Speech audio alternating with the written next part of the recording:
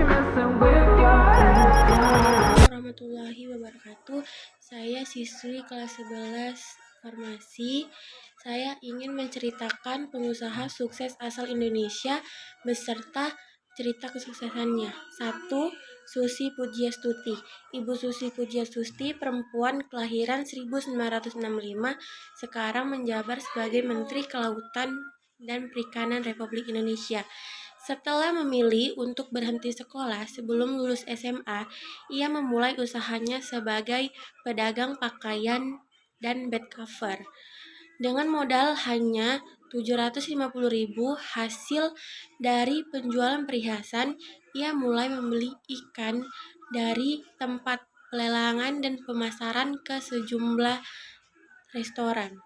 Setelah sempat tersendat, bisnis Susi akhirnya berhasil menguasai bursa pelelangan ikan di Pangandaran dan bahkan kemudian merambah ke ekspor ikan dan lobster. 2. Gibran Rakabumi. Gibran Rakabumi mungkin sudah dikenal oleh hampir seluruh masyarakat Indonesia. Gibran adalah pemilik sebuah bisnis di bidang catering dan wedding organizer dengan ciri.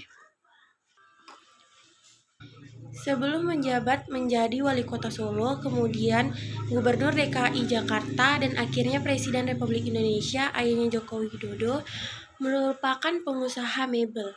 Namun, Gibran memilih untuk merintis usahanya sendiri. Tanpa campur tangan ayahnya, ia memulai usahanya dengan mengajurkan pinjaman ke bank untuk modal. Meski sempat ditolak beberapa kali, akhirnya ia mendapatkan persetujuan dari salah satu bank.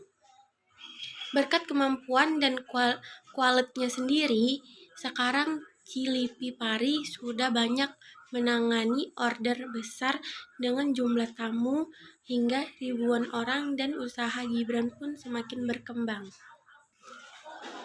3. Bob Sadino. Bob Sadino diketahui melalui usahanya sebagai seorang penjualan telur ayam.